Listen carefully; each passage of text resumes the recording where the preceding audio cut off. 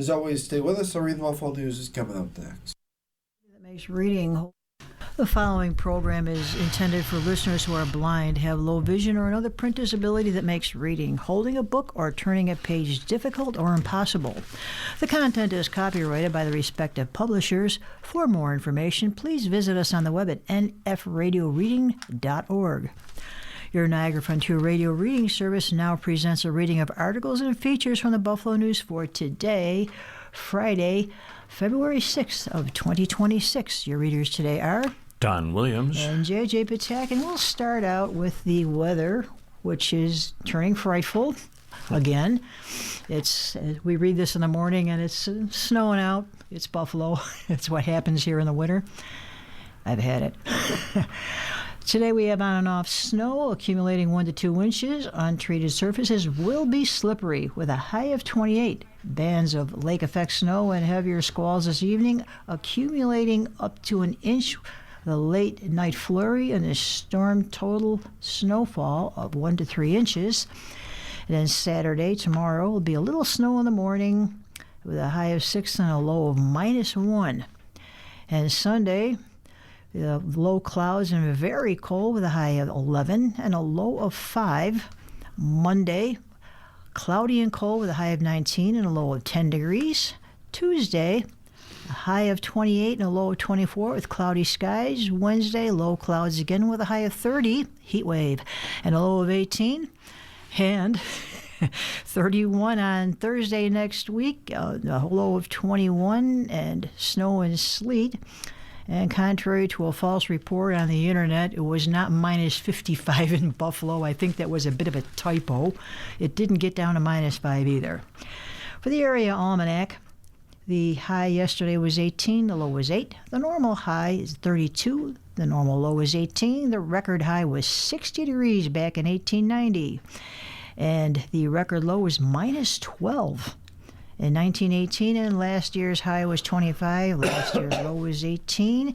For the national cities, the high in Camarillo, California was 82, and the low in Hamilton, Ohio was -14. That looks pretty decent for Buffalo. For the Sky Watch, the sun rose this morning at 7:25 a.m., and it will set at 5:35 p.m. The moon will set at 9:26 a.m., not that we'll see anything through these clouds, and it will rise again at 11:10 p.m. If it's not cloudy, we'll see that. So, and that's the weather outside. Yeah, you hear those snow numbers, an inch or 4, or inch or 3, whatever. It doesn't sound like any big deal, but when it's day after day, you get an inch to 3 inches. I went over to, it was a Tops supermarket yesterday. I don't remember seeing piles of snow that high in a parking lot in quite a long time, but there it was. It's been. Well, they've been complaining about the plowing not being done, but I've had 5 plows down my street in the last couple of days, and 5 minutes later it's got 4 inches of snow. They're plowing. You can't keep up with it. Can't keep up. Oh, well. Oh, well. On to you, Don. Well, this is a weather-related story, too, from the front page. Aaron Bessiker and Justin Sondel tell us that ancient infrastructure is spurring those water main breaks. You may have heard about them. Yes. 2 major water main breaks that flooded streets, forced evacuations at a West Side public housing complex, and disrupted traffic across Buffalo this week underscore a familiar and growing problem: the city's century-old water infrastructure, local and state officials said Thursday. At a previously scheduled event yesterday at City Hall, Governor Kathy Hochul said old underground systems such as Buffalo's represent a statewide challenge that will require sustained long-term investment. It's going to be a massive undertaking, Hochul said, noting her budget proposal includes $500 million annually to help local governments repair and replace water and sewer infrastructure. Mayor Sean Ryan, who visited the scene of flooding on Hurdle Avenue and Military Road Wednesday night, said yesterday that Buffalo must move beyond reacting to emergencies and instead create what he called a pragmatic, rational, multi-year plan to rebuild water, sewer, and street systems. He said such a plan would start with the neighborhoods where the oldest pipes are buried. The state has made an, quoting here, unprecedented level of funding available in recent years, Ryan said, but the city has not always secured those dollars. We're going to make sure that we fully utilize the state money that's available, Ryan said. The most severe break occurred around 8:45 p.m. Wednesday at Hertel and Military when a 36-inch transmission main ruptured, sending water rushing through nearby streets, buckling pavement, and stranding motorists. Buffalo firefighters used inflatable rafts to pull about 8 people from vehicles trapped in floodwaters. All were rescued without injury. A Metro bus carrying 26 passengers also became stuck where the roadway buckled from floodwaters. Firefighters evacuated everyone safely, Ryan said. Flooding spread from Chandler Street south to Lawn Avenue and east toward the Jasper Parish Public Housing Complex, where officials confirmed building damage but did not have more specific information by yesterday afternoon. Around 24 residents in the surrounding neighborhood were evacuated as a precaution, the mayor's office said. They were taken to temporary warming locations that included a city bus, a school, and a church. A city bus for a warming location, wow. 5 people required emergency housing assistance, according to the mayor's office. No injuries were reported, and no one was taken to a hospital. City crews began repairs yesterday morning while authorities continued assessing damage, including potential impacts to a nearby National Grid substation transmission cable. By Thursday afternoon, crews were patching the road on Hertel Avenue where the water main break occurred. Mud and stones littered the street where the flooding had subsided. Ryan spokesman Ian Ott confirmed to the Buffalo News that the work on the broken pipe was complete and crews were repairing the roadway and cleaning up the site.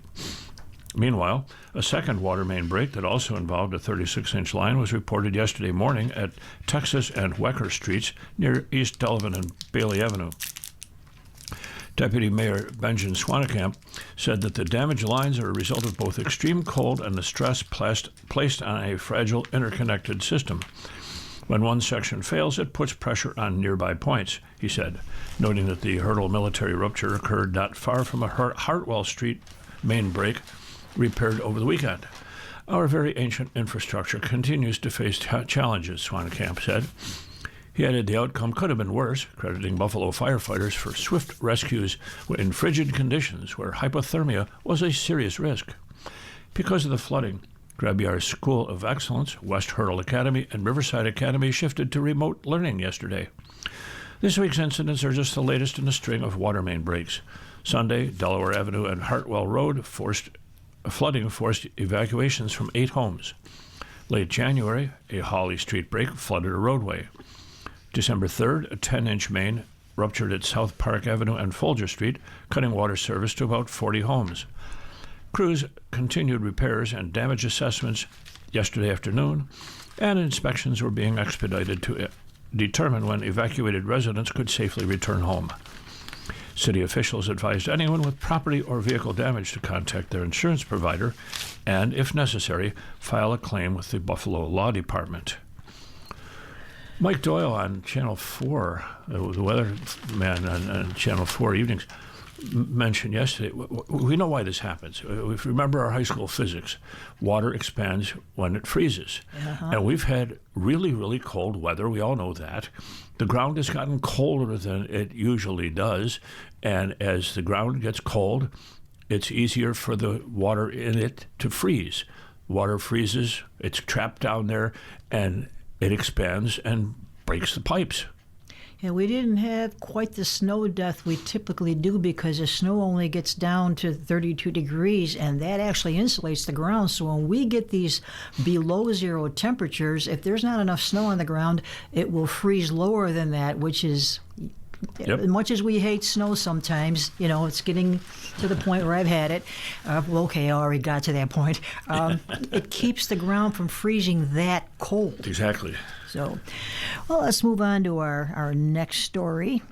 Private equity firm with stake in Bills was sold for $1.4 billion deal. And this is from Mike Petro. The private equity firm that purchased a 10% minority ownership stake in the Buffalo Bills has been acquired by one of the nation's biggest ventures as it looks to build its presence in the sports world. Arctos Partners, which is the largest institutional investor in professional sports franchises such as the Bills, has entered into an agreement to be bought by global investment firm KKR and Company in a deal valued at $1.4 billion. Dallas-based Arctos added the Bills to a lengthy sports portfolio in December of 2024 when the team's owner Terry Pegula sold approximately 10% of the franchise to multiple investors. The firm, which handles around $15 billion in assets under management, is believed to be the biggest minority investor in the Bills at 10%.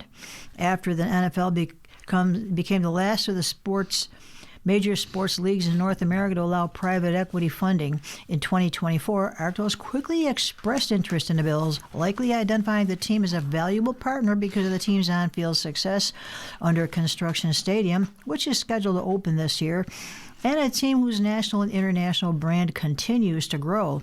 The Bills say they were in the loop during these discussions, and it shouldn't have any impact on how the team operates, according to Pete Gwelly, Chief Operating Officer and Executive Vice President for the Bills. Arctos has been a tremendous partner and a great resource for us now, and we will expect that only to improve moving forward, Gwelly said. With the purchase, Arctos officials say they will be able to better serve the sports industry, and it will give the company more financial and operational resources to accelerate existing businesses.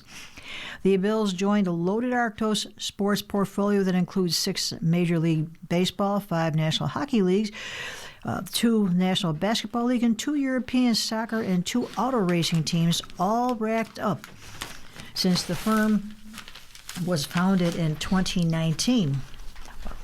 Rather aggressive there. Arctos provides KKR, one of the country's largest investors in private equity, with an entry point into the growing sports franchise stake sector, which is expected to continue to see increased global demand. Arctos is the only firm approved for multi-team ownership across 5 U.S. leagues: the NBA, NFL, MLB, NHL, and MLS. From our understanding, all this will do is expand the resources Arctos had at their disposal, Gwelly said. Rob Lewin, KKR's chief financial officer, said Thursday that the New York-based company expects Arctos to reach more than $100 billion in assets under the management.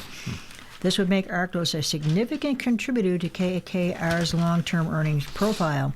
The $1.4 billion sale price consists of $300 million in cash, $900 million of equity to existing Arctos shareholders, and $200 million of additional equity to be allocated by 2028 and subject to vesting through 2033. The deal also includes an additional $550 million in future equity tied to both KKR share price and business-specific performance targets and vesting through 2031.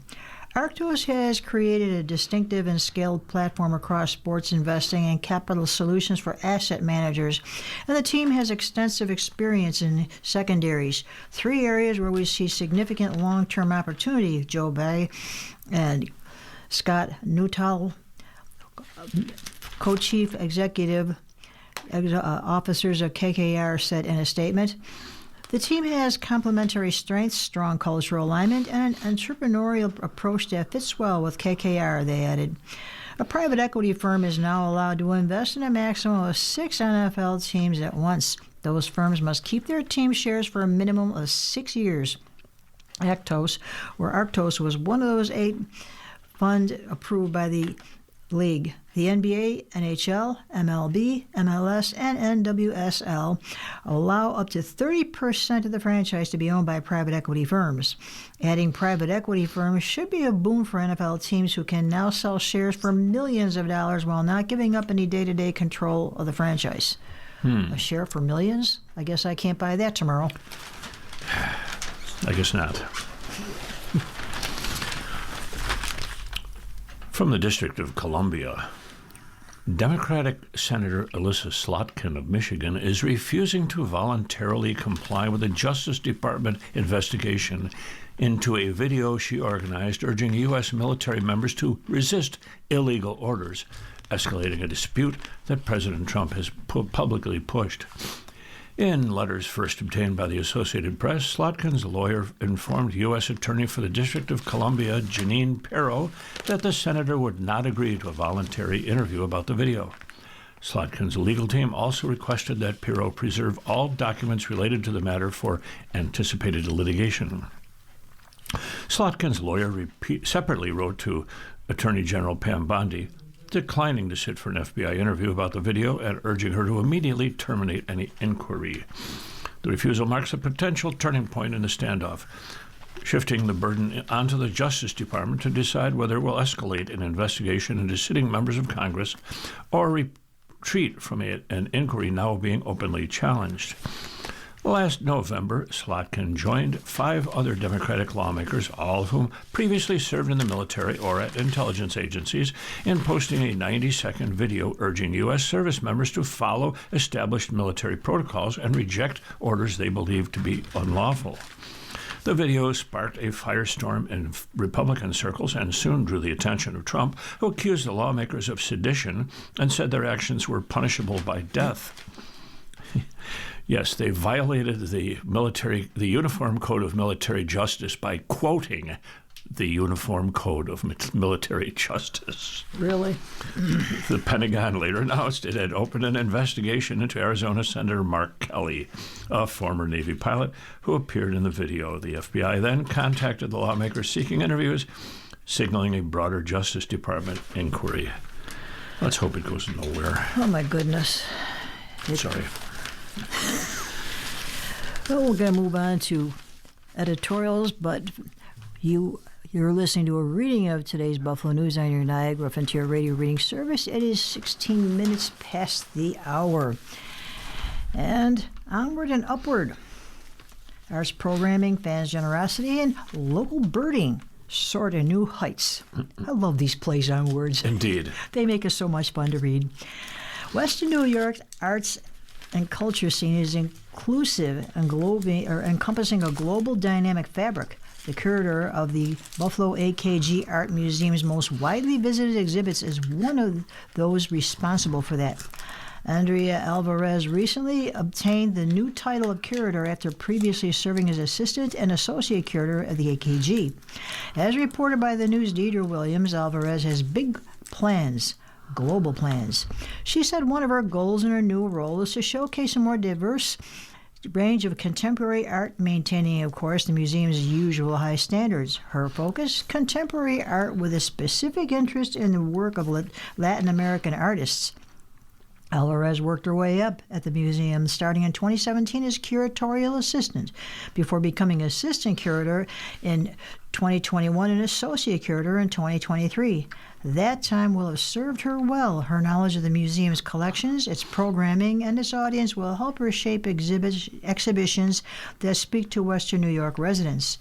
Currently, Alvarez is the in-house curator for the One with Eternity Yayoi Kusama, one of the museum's most ambitious and widely visited exhibitions. Alvarez is in the final preparations for an upcoming major traveling exhibition called Let Us Gather in a Flourishing Way. It focuses on contemporary Latin artists. At a time when our nation's arts and culture, especially inclusivity, are being threatened by the current federal administration, Alvarez's work is critical.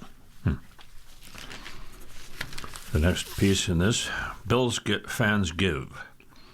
Buffalo Bills fans are the best. Yes. Underscoring that point once again, fans rallied behind quarterback Josh Allen after the team lost in the AFC divisional round to the Denver Broncos by donating more than $171,000 to the Patricia Allen Fund at Golisano Children's Hospital in Buffalo. As reported by the News' Mike Petro, fans then showed some love to former Bills coach Sean McDermott by donating more than $650,000 to the Skin Cancer Foundation in his honor. McDermott's firing came after 9 seasons in which he led the team out of the doldrums and into several playoff seasons. Kudos is also due to private companies like Broadview Federal Credit Union, which made Buffalo-themed donations ranging from $500 to five figures. Broadview donated $21,500 to Roswell Park Alliance Foundation as part of the Albany-based company's annual Playoffs with a Purpose campaign. As Petro noted, all this follows $139,000 donated to the Patricia Allen Fund in collaboration with New Era Cap during Buffalo's regular season. The Buffalo Bills fan base has a global reach, and it's accompanied by a strong commitment by players and team, including former members, to give back to the community through targeting important health-related causes. These are benefits that will accrue for decades to come, win or lose. And winter birding. Now is the time to get out and enjoy winter's wonders, especially the majestic waterfowl along the Niagara River corridor, including many rare species of gulls, swans, and ducks. Not to mention fascinating terrestrial species like bald eagles, peregrine falcons, and snowy owls. News columnist Elizabeth Licata, in her recent piece about ice fishing and winter birding, directed readers to an upcoming event, the Birds on the Niagara International Festival. It is co-organized by Marcus Roston, director of the Western New York Wildway at the Western New York Land Conservancy, and fellow birder, Buffalo State University media professor Ruth Goldman. The festival runs through February 12th through February 16th. The festival, which is mostly free, should be fun, educational, and not just for the kids. Visit bird-niagara-org. I'm pretty sure there should be dots there rather than hyphens, but whatever. For the full details, bird-niagara.org. I'm okay. I've actually seen an eagle out on the waterfront. I've never seen lives over Strawberry Island. Really? I've never seen one locally. Closest I've seen is in the Alabama swamps. I've seen three of them locally. One was sitting on a tree up at Buff State. One was they nest over on Strawberry Island. I forget where I saw the third one, but it's quite a sight to see. They're big. Yes, they are. Well, now we have the editorial cartoons, and we have a couple of real prizes today. Adam Ziglis from the Buffalo News shows a man wagging his tail while he's down on all fours, and he's got a copy of the Washington Post in his mouth. He's presenting it to our president, who is saying, "Good boy." And that's Stephen Miller on all fours, one of the president's men, shall we say. And the other one, Stephen Kelly. We have Bill Clinton and his wife Hillary. He's sitting on an armchair in the living room, and she's sitting on what looks like a love seat, and they're reading papers. His says Clinton's to testify on Epstein probe, and she's got one that says more files made public, and Bill says, "No worries, I've been in hot water before," and she says, "Yes, we've all seen the jacuzzi picture."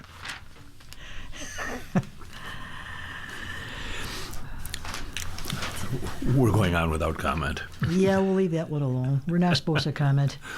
Actually, but it's fun. Not commenting, saying that you're not commenting is a comment. My Latin teacher taught me that. It's called preteritio, making a point of something by pretending to pass over it. We do that a lot here. Thank you, Ms. Sigismund. The main editorial today comes from Stephen Mihm of the Bloomberg Opinion. The headline says, ICE enforcement is echoing the Fugitive Slave Act once more. The scenes playing out in Minnesota in recent weeks offer an object lesson in the dangers of federal overreach.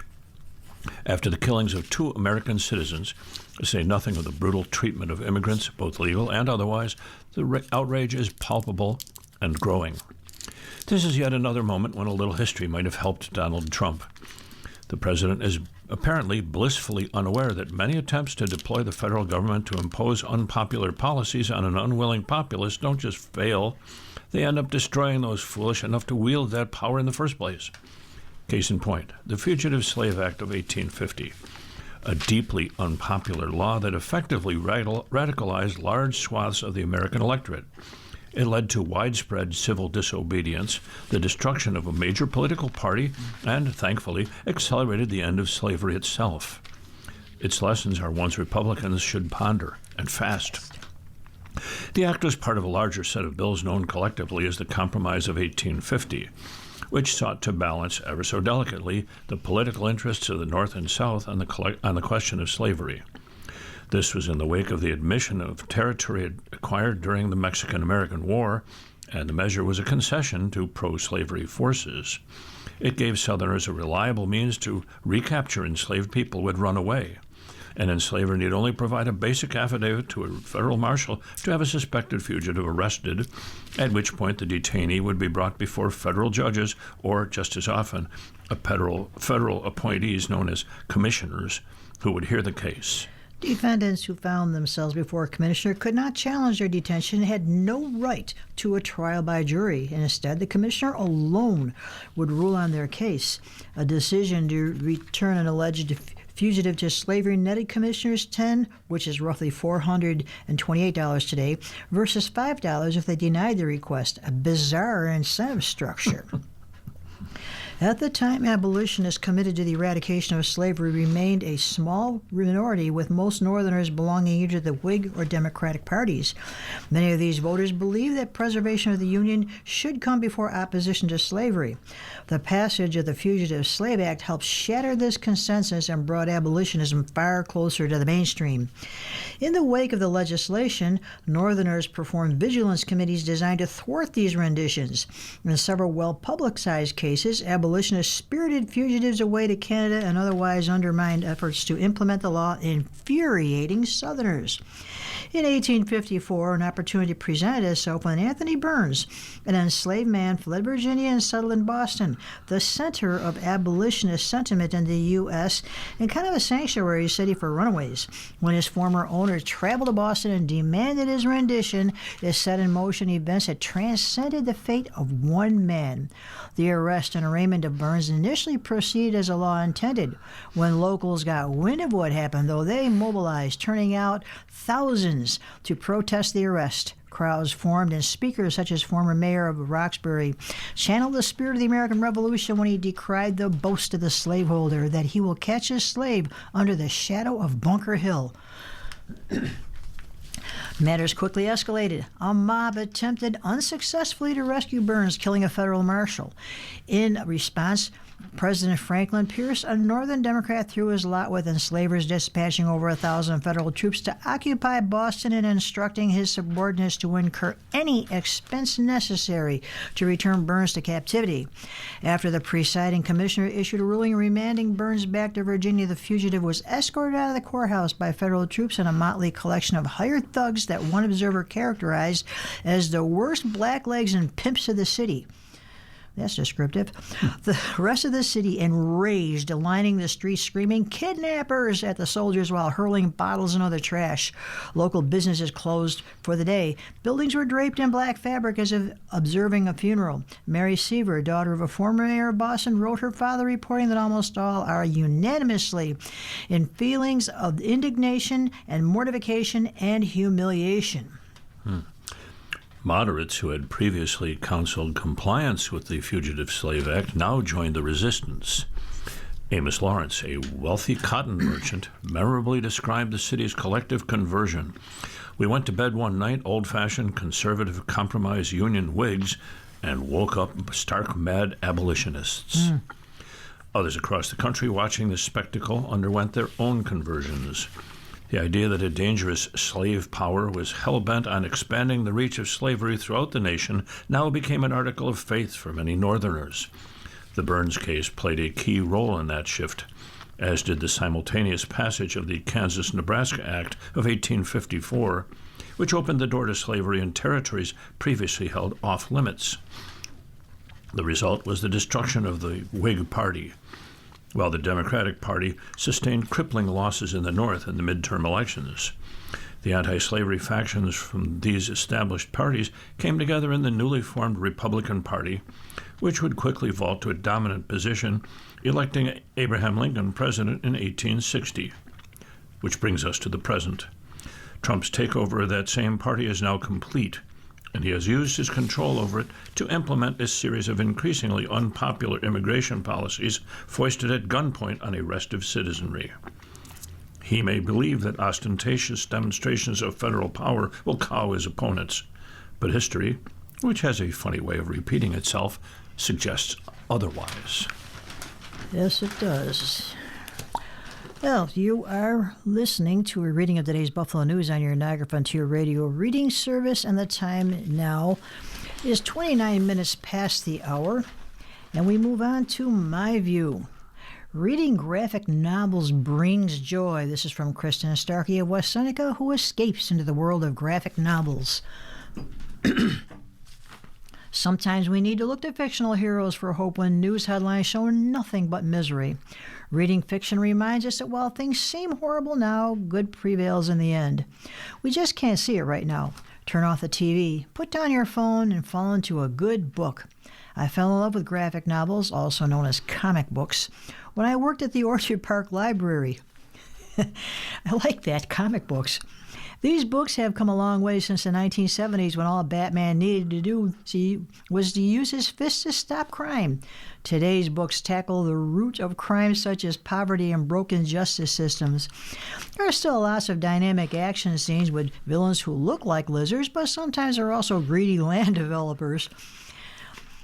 It is a story, so the hero prevails in the end, but there's always more villains on the horizon. Each triumph reminds us to keep fighting for a better tomorrow. Trying to find a superhero graphic novel may seem tricky, but it isn't.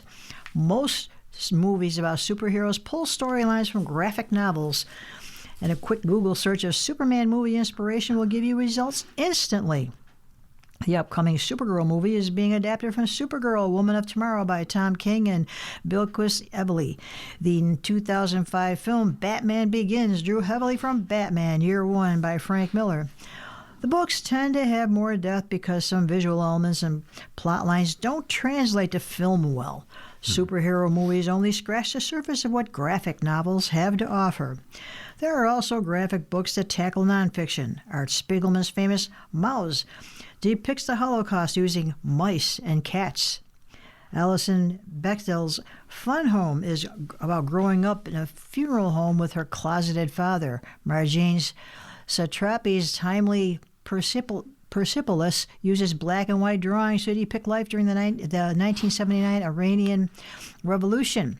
These stories don't have the happy endings like superhero graphic novels, but they give us a lens into human resilience that hits differently. Other graphic novels for adults show us the world through the mirror of fantasy and science fiction. The Sandman by Neil Gaiman is a classic that redefined the medium. It's about Morpheus, the king of dreams, in his search for purpose after being imprisoned. My favorite character for his sister Death, who is friendly goth. A newer series is The Department of Truth by James Tynion the Fourth and Martin Simmons, about a secret government agency that keeps conspiracy theories from becoming real, led by Lee Harvey Oswald. Please don't think you have to spend a lot of money to get into these books. The Buffalo and Erie County Public Library has copies of all the books I mentioned and can order what isn't on their shelves. There are plenty of discounted copies available online. You can also check out a local comic shop. It can be hard to feel hopeful. Sometimes we need to look in different places for light. Graphic novels and memoirs use artwork to show us extraordinary worlds where the possibilities are endless. Reading these books won't necessarily solve problems, but they remind us that there is joy on the horizon. We can't give up, just as Batman doesn't, even when he's cornered by the Joker. I like graphic novels, a.k.a. comic books. But when I was young, I actually read a bunch of those comic books about common stories that we had to read later on in school. Jane Austen and all that in comic books, and it really got me interested, and I ended up reading a lot more of those books on my own because the comic books made them fun. Well, yeah, the illustrations added a lot to the story, it seemed to me, yeah. Well, in another voice, Denise O'Donnell, a former U.S. attorney for the Western District of New York, says, "Speak up and defend the Constitution." This is a moment that will affect the future of our country. We can no longer remain silent and hope that it will go away. What is happening in Minneapolis and other American cities is not aggressive law enforcement to make us safe. Instead, the administration's misguided immigration policies are driving enforcement operations that violate the Constitution and threaten our democracy. These are the most troubling concerns that we must urgently address. The tragic shooting and killing of peaceful protesters and observers like Renee Good, a mother of 3 children, and Alex Pretty, a dedicated ICU nurse at the Veterans Affairs Hospital, by federal agents while exercising their constitutional rights. Good and Pretty were the ones exercising their constitutional rights, is what she means to say here. The obstructive actions by high-ranking federal officials in calling Good and Pretty domestic terrorists, providing false narratives about the circumstances of their deaths, and preventing local and state law enforcement from investigating. Another troubling concern we must urgently address. Another, the indiscriminate use of tear gas, excessive force, and unwarranted detentions and arrests by federal law enforcement officers to terrorize protesters in defiance of their freedoms of speech and assembly. Another, the unlawful actions of federal law enforcement officers in breaking into people's homes without judicial warrants and arbitrarily stopping them in their cars in complete disregard for the rights to be free of unreasonable search and seizure. Another, the detention and arrest of nonviolent asylum seekers, including parents and children, and transporting them to federal detention centers away from their families. And the unreasonable political demands from federal officials for Minnesota to repeal its lawful sanctuary policies and turn over voter rolls to the Department of Justice. So those are the things that Ms. O'Donnell wants to those are the troubling concerns we must urgently address. As patriotic Americans, she says, who love this country, we must not only speak out ourselves, but we must call on our elected officials to act, and to act now. Congress can and must stop these actions if our democracy is to survive. We can and should join and support organizations that are standing up to these unconstitutional abuses. Now is the time for all of us to state loudly, clearly, and publicly that these egregious constitutional violations must end if we are to reclaim our democracy and the freedoms we cherish. Denise O'Donnell, a former U.S. Attorney for the Western District of New York. Amen. Well, moving on to Buffalo next. Okay, where did I? Okay, there it is. I marked it. From development. Doctors share vision for $50 million sports facility. This is from Jonathan Epstein. Construction is expected to begin this spring on a new $50 million sports complex at the former gun club property in Amherst after the doctor-led development group that's leading the venture completed their purchase of 21 acres of vacant grassy land along Maple Road. The team, led by orthopedic surgeons Dr. Brian McGrath and Dr. Mark Feinberg, plans to construct an indoor sports, wellness, and entertainment campus for youth and high school athletes. In addition to building a world-class facility, our priority is athletes' health and safety, Feinberg said. We are intentionally designing this complex with performance science and injury prevention fully integrated. Our goal is to make this the safest place to practice and play sports in America. Upon completion, the 331,000 square foot complex at 330 Maple Road will feature 2 indoor inflatable domes of 137,500 square feet each and a central commercial building housing a variety of sports facilities as well as family entertainment, food and beverage services, and related retail space. Dubbed 716 Sports, it will offer basketball, volleyball, pickleball, baseball, softball, soccer, flag football, lacrosse, and track. Wow. This sounds good. McGrath and Feinberg are hoping to attract regional and national competitions, which they say have the potential to generate at least $20 million in annual economic impact from visitors coming to the area each year. The project will also include 439 parking spaces. A second phase would add a 7,500 square foot 5-story hotel with 120 rooms. This project will be a significant economic driver for the town of Amherst, McGrath said. From large-scale tournaments and sports tourism to hotel demand, restaurants, and job creation, the 716 Sports Complex will generate substantial year-round economic activity and long-term benefits for the community. McGrath and Feinberg, both Buffalo natives, are surgeons with UBMD Orthopedic and Sports Medicine. They are partnering with Feinberg's son, Justin, and Madeline Schaus. Frank Simonelli, President and CEO of ARC Building Partners, is also a partner in the project, with his company serving as general contractor. I go in and out of AdPro and the Sabres facilities and the University of Buffalo facilities and see all these marvelous facilities we make available to our pro and collegiate athletes, but it's not available to our youth, Feinberg said. We lack the quality and quantity of indoor training resources in an area where, quite frankly, there's 3 to 4 months a year when you can have confidence about outdoor conditions. The property sale just closed for $4.15 million. The new 716 Sports Complex will include a 200-meter banked indoor track in one of the domes, along with jumping and sprinting lanes. Feinberg said it will help grow more than 90 track programs locally while building more participation and drawing regional and even national track meets. There are several years of data collection that went into putting together what you're seeing here, Feinberg said. A lot of it is based on the needs of Western New York, everything from youth to high school to college. There's a lack of an indoor track. The second dome will have 6 basketball courts that can be converted into 12 volleyball courts or 24 pickleball courts, as well as turf fields for baseball, softball, soccer, flag football, rugby, and lacrosse. The facility will also have flexibility to create more courts depending on the need. One of the domes will also feature a training and performance section for athletes, and the 2-story 56,000 square foot central building connecting the domes will include the entertainment, food, and drink options and 11,000 square feet of retail space. The project, which received municipal rules from the town in November, is expected to be completed by May of 2027.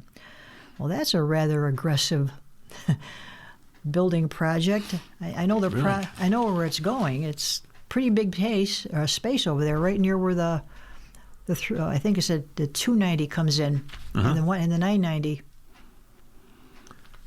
Well, we wish them luck. Yeah, it'll be kind of a nice thing for the young people. Meanwhile, Deanne Durbin of the Associated Press reports, and I love this headline, Minute Maid cans its frozen juice line. Wow. Minute Maid helped make orange juice a year-round morning staple in 1946 when it started shipping cans of frozen juice around the U.S. But 80 years later, the brand's parent company is halting sales of frozen juice concentrates in the U.S. and Canada, saying it wants to focus on the fresh juice that customers now prefer. We are discontinuing our frozen products and exiting the frozen can category in response to shifting consumer preferences, the Coca-Cola Company, which owns Minute Maid, said Wednesday in a statement. Minute Maid's frozen juices, including several varieties of orange juice, lemonade, and limeade, will be discontinued by April, with inventory available while supplies last, Coca-Cola said.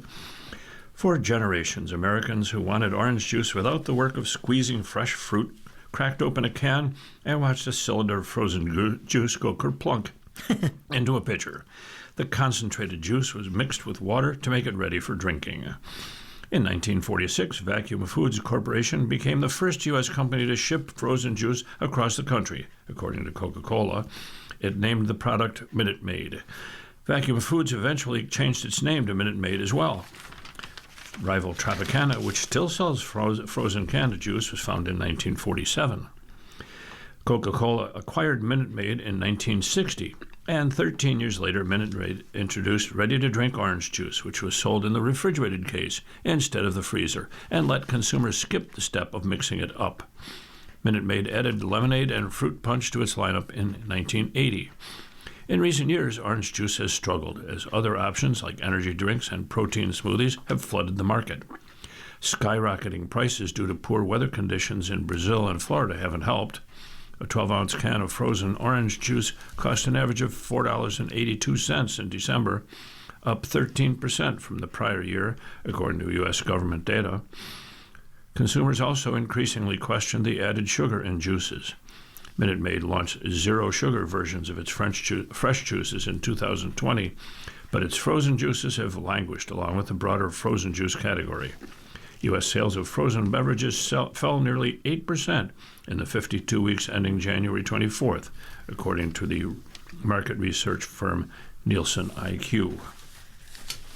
I haven't bought that frozen juice in years. No, I don't buy it either. I sit in the freezer until it turned into something else. And I'd end up throwing it out or composting it, whatever. Well, as part of our newspaper reading, we now present the day's death listings. If you need further information on any of these names, please call us at 716-821-5555. That's 716-821-5555. Let's see. Edwards Elsie. She was 97 years old, of Orchard Park, New York, and the wife of the late Charles Edwards. Major Deborah Denise, age 61, the daughter of the late Hartwell and Ruby, and the brother to Rodney Major. Mills Joseph F. He's 91 years old, of Buffalo, entered into rest February 2nd of 2026. Pease James M., 69 years old, from Lancaster, beloved son of the late Rita and the late James. Again, if you need further information on these names, please call us at 716-821-5555. That's 716-821-5555. And we have a couple of obituaries of note here. Lee Hamilton, 94, helped oversee the probes into 9/11. Former U.S. Republican Lee Hamilton, a crew cut-wearing Indiana Democrat, U.S. Representative Lee Hamilton, a crew cut-wearing Indiana Democrat who was a leading foreign affairs voice during 3 decades in Congress and helped oversee investigations of the September 11th attacks, died Tuesday. He was 94. Hamilton, a moderate lawmaker respected by Democrats and Republicans alike, who also led a congressional probe into the Reagan administration's Iran-Contra affair, died Tuesday peacefully in his Bloomington, Indiana home, said his son Doug Hamilton, who did not cite a cause.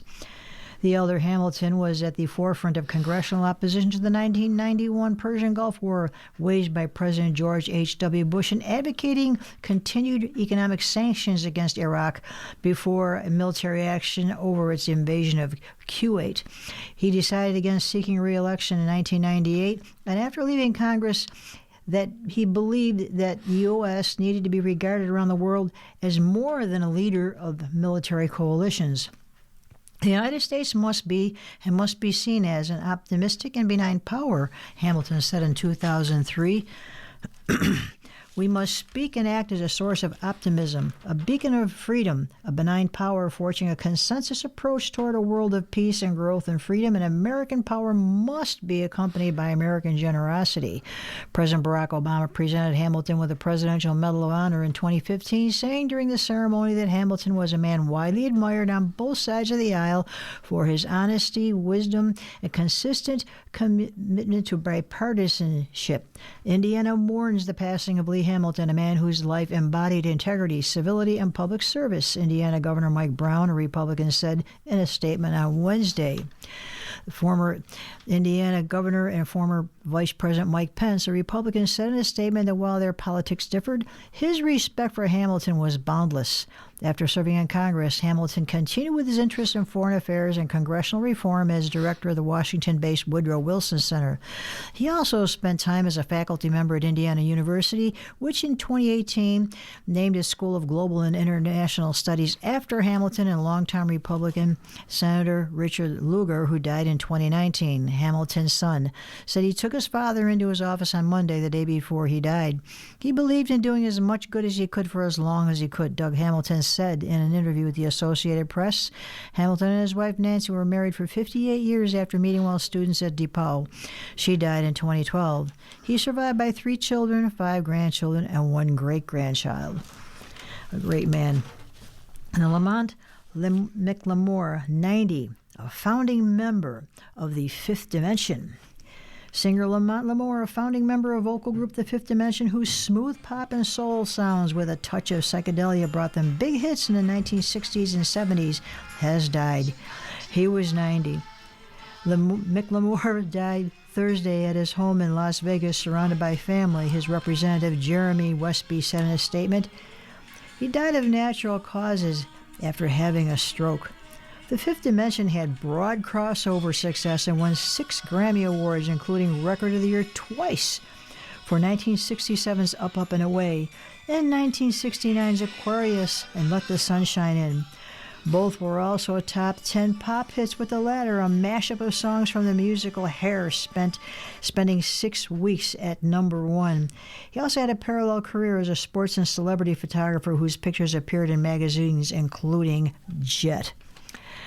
The group had hits into the 1970s, including One Less Bell to Answer, also Last Night I Didn't Get to Sleep at All, and If I Could Reach You. They became regulars on TV shows and performed at the White House and on an international cultural tour organized by the State Department. The original lineup lasted until 1975, when McCoo and Davis left to make their own music. All of us who knew and loved him will definitely miss his energy and wonderful sense of humor, McCoo and Davis, who married in 1969, said in a statement. LaRue said her own statement that Mick cheerfulness and laughter often brought strength and refreshment to me during difficult times. We were more like brothers and sisters than singing partners. Macklemore is survived by his wife of 30 years, Mako Macklemore, and daughter Sierra, son Darren, sister Joan, and 3 grandchildren. Boy, I had their songs going through my head the last few days. I really loved their music. I loved their music. Went to see him one time at Kleinhand's Music Hall. It's a great show. I'll bet it was. Yeah. Turning to the stars, Georgia Nichols says your freedom is important to you. This is for happy birthday for today, February 6th. You're attracted to scientific knowledge because you are constantly curious. That sounds like me. This is the last year of a 9-year cycle. It's time for internal and external house cleaning. For Aries, because the moon is opposite your sign today, decide to be cooperative and go more than halfway when dealing with others, especially those who are closest to you. Tonight, cooperate. Well, Taurus, you make an excellent impression on important people today. Bosses, parents, and VIPs. In particular, something might happen that could benefit your work or your health in some way. Tonight, work. Gemini, it's a playful day. This is just what the doctor ordered. Give yourself a chance to do something different. Break free from your routine. Tonight, seek fun and pleasure. For Cancer, this is a quieter day for you, but it is also a pleasant, easygoing day. You might be pleased at the financial and practical support that comes to you from other sources. Tonight, relax at home. For Leo, relations with others, especially partners, spouses, and close friends, are excellent today. Enjoy chatting to people. Grab a short trip if you can. Tonight, interesting conversations.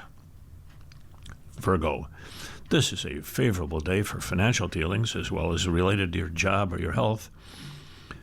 Your involvement in a meeting or with an organization or group might benefit you today. Tonight, check your money. For Libra, today the moon is in your sign, dancing beautifully with the sun and Jupiter, which boosts your happiness and confidence. Relations with others, especially in groups, will be pleasant. Tonight, you're in charge. Scorpio, family relations and issues related to your private world will flow smoothly today. You might choose to be low-key or take a back seat. Nevertheless, things will unfold in a way that favors you. Tonight, privacy. Sagittarius, keep up your busy pace. Travel appeals. Discussions with others will be successful. In particular, your dealings with one individual might help you attain a future goal. Tonight, be friendly.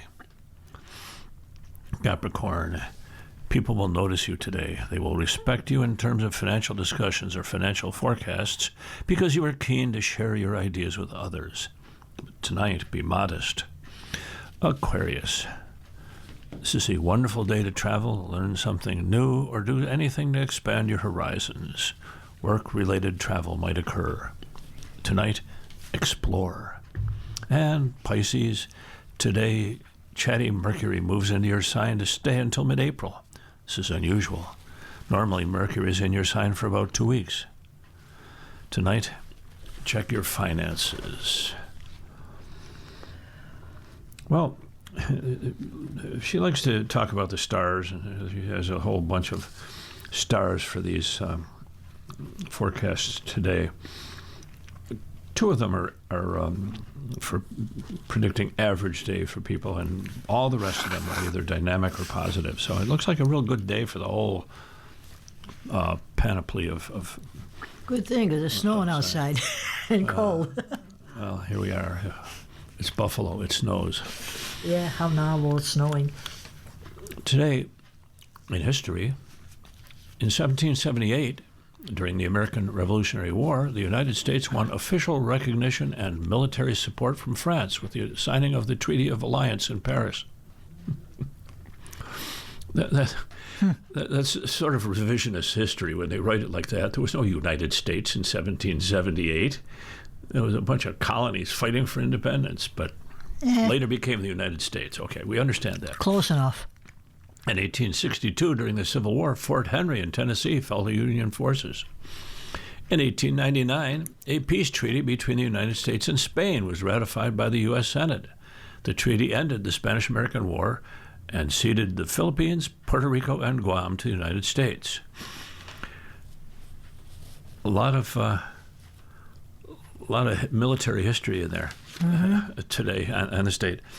In 1921, The Kid, Charlie Chaplin's first feature-length film, was released across the United States. And in 1952, Britain's King George VI died at Sandringham House in Norfolk, England, at age 56. He was succeeded as monarch by his 25-year-old eldest daughter, who became Queen Elizabeth II. In 1998, Washington National Airport was renamed Ronald Reagan Washington National Airport, honoring the former president on his 87th birthday. In 2013, toy maker Hasbro Incorporated announced that Monopoly fans had voted online to add a cat token to the board game, replacing the iron. The nerve of those people. In 2022, Queen Elizabeth II celebrated the 70th anniversary of her ascendance to this British throne, an unprecedented reign that made her a symbol of stability in the UK. That's what happened in history on this day. Well, back to Buffalo next. Job openings in the U.S. fall to the fewest level since 2020. This is from Paul Wiseman. The U.S. job openings fell to the lowest level in more than 5 years, another sign that the American labor market remains sluggish. The Labor Department reported Thursday that vacancies fell to 6.5 million in December from 6.9 million in November, and the fewest since September of 2020. Layoffs rose slightly. The number of people quitting their jobs, which shows confidence in their prospects, was basically unchanged at 3.2 million. December openings came in lower than economics had forecast. The economy is in a puzzling place. Growth is strong. Gross domestic product, the nation's output of goods and services, advanced from July through September, the fastest pace in 2 years, but the job market is lackluster. Employers have added just 28,000 jobs a month since March. The 2021 to 23 hiring boom that followed COVID-19 lockdowns, by contrast, they were creating 400,000 jobs a month. When the Labor Department released hiring and employment numbers for January next Wednesday, they are expected to show the companies, government agencies, and nonprofits added about 70,000 jobs last month, modest, but up 50,000 from December. On Wednesday, payroll processor ADP reported that private employers added just 22,000 jobs last month, far fewer than forecasters had expected. And the outplacement firm Challenger Gray and Christmas said Thursday that companies slashed more than 108,000 jobs last month, the most since October, and the worst January for job cuts since 2009. The hiring recession isn't going anywhere anytime soon, Heather Long, the chief economist at Navy Federal Credit Union, wrote in a commentary, job openings in December just fell to their lowest level since September of 2020, and it's yet another sign of how little hiring or interest in hiring is happening in this economy. Well, you're listening to a reading of articles from the Buffalo News for today, Friday, February 6th of 2026, on your Niagara Frontier Radio reading service, and we'll return for more readings after this short break. Your readers today are Don Williams and JJ Patek. If you or people you know shop at any of the Dash's supermarkets, please save Dash's register tapes for radio reading. Our agency receives $2 for every $100 in Dash's register tapes. Radio reading has raised thousands of dollars so far. Anyone can drop off their Dash's tapes to the Niagara Frontier Radio Reading Service at 1199 Harlem Road, Cheektowaga, between William and Clinton Streets. or Dash's tapes can be mailed to the Niagara Frontier Radio Reading Service at 1199 Harlem Road, Cheektowaga, New York, 14227. Any questions on Dash's tapes for radio reading? Call us at 716-821-5555, and thanks for caring.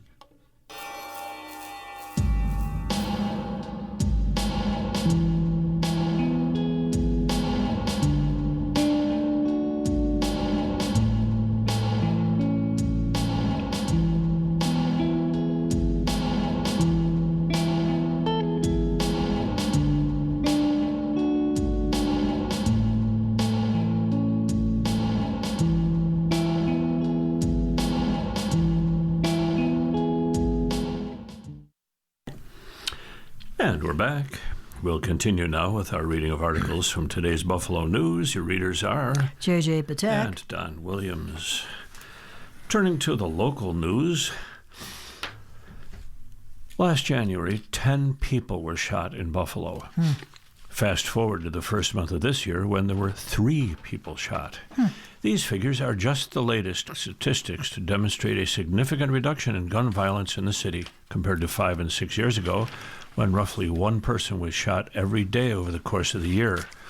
This report comes from Aaron Bessaker, the news staff reporter. In addition to the reduction in the number of people shot, other categories of crime, like car thefts, have been trending downward, according to city and state officials.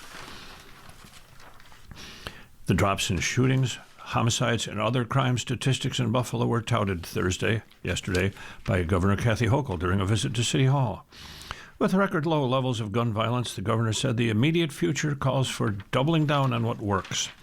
In December, the Buffalo News reported that homicides in Buffalo last year were on pace to be the lowest in almost 40 years. And the number of shootings last year was slated to drop to the lowest level in at least 2 decades. As the governor said, it doesn't stop when we get the good numbers. Mayor Sean Ryan said at a news conference in his office, in order to keep those numbers where we want them, we have to keep this effort going. In terms of ongoing steps, Hochul and Ryan pointed to the governor's proposal for new laws aimed at ghost guns and limits on 3D printers. Additionally, state funding for the gun-involved violence elimination program for police departments, violence interrupters, and other community partners has meant a straight line to reductions in guns on the street and gun violence in the community, Ryan said. Funds from the GIVE program have allowed the Buffalo Police Department to do targeted enforcement, Interim Police Commissioner Craig Macy said. That means programs that involve letting the data tell us where the problems are, Macy said. Amazing. Look at the facts. Yeah. Smuggling suspect freed with monitor. This is from Patrick LeCamp.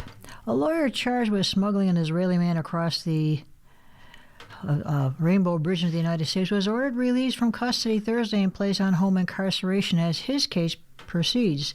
U.S. Magistrate Judge Michael J. Romer released Israel Enden, 46, a dual U.S.-Israeli citizen, on a $125,000 bond secured by property in the Bronx.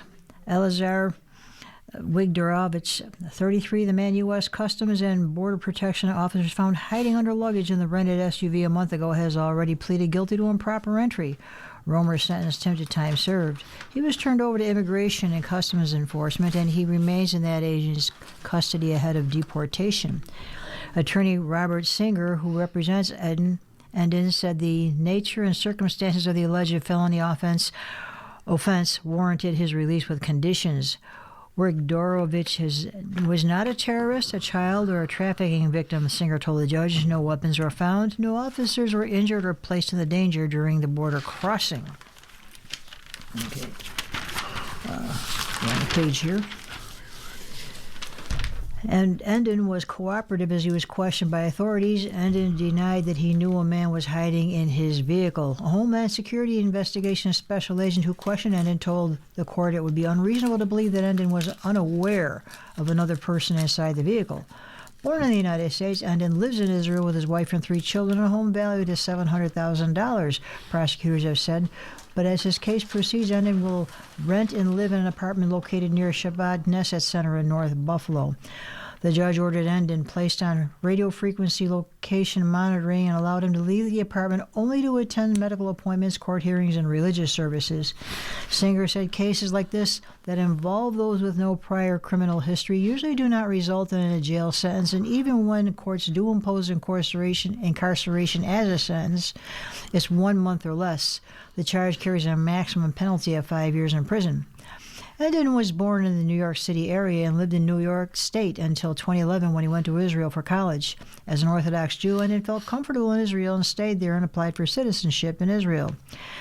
After graduating, he applied for a law license and has practiced law in Israel, concentrating on real estate transactions. Prosecutors have said he has a thriving law practice in Israel. Endon wants to practice law in New York. Singer said in a court filing, a felony conviction would dash his hopes of securing a law license, so he has a strong incentive to stay and resolve this case, Singer said. Meanwhile, Samantha Chrisman reports that a major milestone has been reached in the Boulevard Mall project. After months gone by with few tangible signs of progress at Boulevard Mall, things are moving again. Not just behind the scenes, but in public view. Benderson Development has closed on its acquisition of the remaining portion of the mall property from developer Douglas Jamal for $15 million. The acquisition is a significant milestone. The eminent domain filing, meant to void deed restrictions and other legal obstacles to development, have been waiting for the closing on Benderson's mall purchase. Now that Benderson is in possession of most of the property, the eminent domain process can get underway. It's expected to take about 4 months, Amherst officials said. Once Benderson is entitled to the property, it will have 9 months to complete demolition. The town will take control of parcels owned by Benderson, J.C. Penney, and Firestone before transferring them to the Amherst Development Corporation and later back to Benderson. The town has to negotiate with those property owners to see if we can come to a settlement before we execute the eminent domain. So we're going to start that process shortly and see if we can come to a settlement with them, said Elizabeth Borkowski, Director of Special Projects at the Town of Amherst's Attorney's Office. This will allow for much of the mall structure to be torn down, making room for new access roads, housing, a park, a town-operated community center, and other uses, officials said.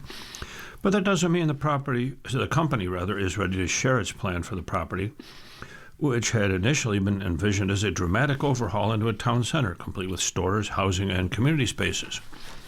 We're extremely excited about the opportunities which await, but we're not yet ready to share our vision for the project, and there's still some hurdles to overcome with regard to the legal process that still needs to take place, said Eric Raccoon, Vice President of Development and Leasing at Benderson.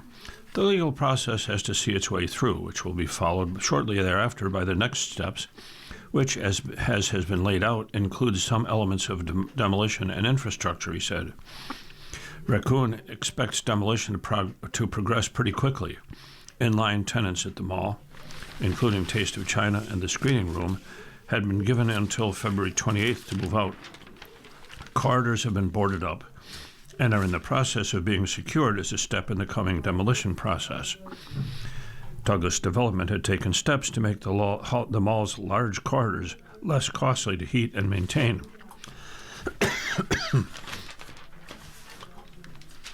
A demolition is expected in the spring. The town will buy about 13 acres of land from Benderson before reselling it to another developer who would build about 1,500 housing units and other uses.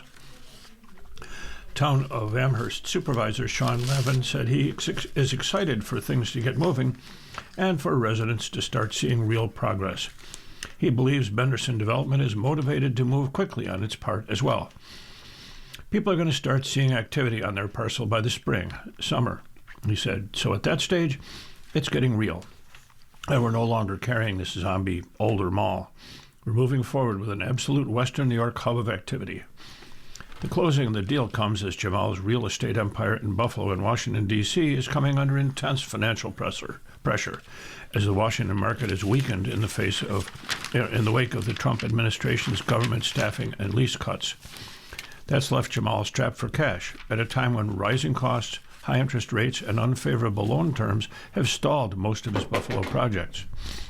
The Boulevard Mall venture turned into a costly setback for Jamal, with that and the nearby Wegmans property selling for $9.6 million less than he paid for them. He paid a total of $31.55 million for the two sites and sold them for $22 million. That also doesn't count the taxes, maintenance, and other costs that he would have paid for upkeep over the last 5 years. Jamal walked away from the town center project at Boulevard Mall after growing frustrated with the pace of the eminent domain process.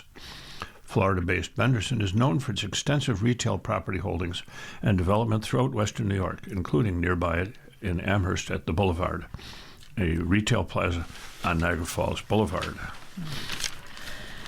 Well, I sure hope they start doing something with that soon.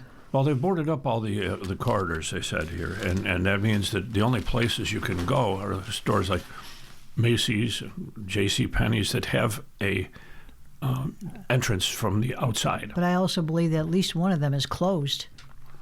I think so. Yeah. Well, Birchfield Penny taps Messier as a new curator. This is for Deidre Williams. The Birchfield Penny Arts Center searched the country for someone to lead its curatorial team, but the search led back to Western New York to a familiar name belonging to someone who has local roots and international connections. John Messier, the visual arts curator of the Hall Walls Contemporary Arts Center for 25 years, has been named chief curator at the Birchfield Penny.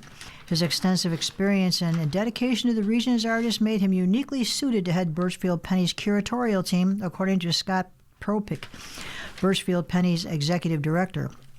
Propick said ultimately the Arts Center zeroed in on Messier because it was looking for someone with strong enthusiasm about supporting the ecosystem of artists and arts connoisseurs in Buffalo. John's love the artists in our region and our community. It's what he's been doing for so long that it's hard to imagine somebody else is enthusiastic, Popick said.